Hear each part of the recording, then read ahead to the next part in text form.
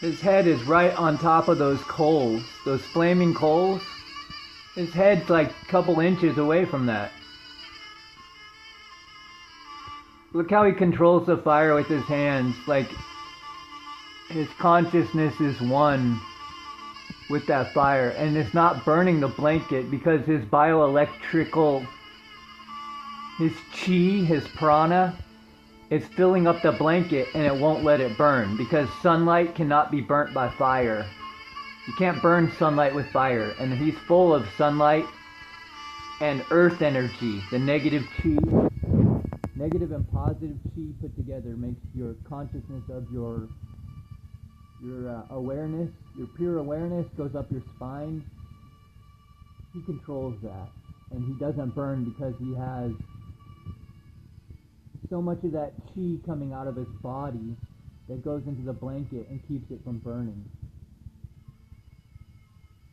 Even though he's laying directly on top of fire. Woo! Ever seen a miracle?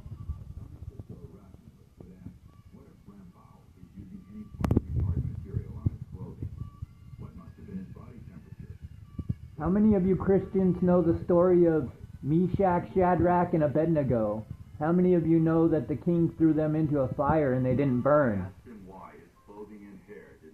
Maybe that story of fire. Maybe those holy saints that were put to death in a fire that lived. Meshach, Shadrach, and Abednego. Maybe they knew the same things Rambau knows. How to have union with God and make yourself impervious to fire. Fire is blowing in all directions. I can no longer bear the heat or the smoke, so I move away. Yeah, he can't even stand 10 feet close to this while he's laying on top of it. What technique he uses to get into union with the fire. This was his brief explanation. I internally magnify the fire several 100,000 times, and there comes a point where I get linked and united with the magnified fire. This minute focus is my link. It is hard to notice his technique because it appears so effortless. Later on, it became apparent to me that he never tries to hide any information. In a typical landmark style of Indian yogis, I would get a small piece of the puzzle every time I talked to him.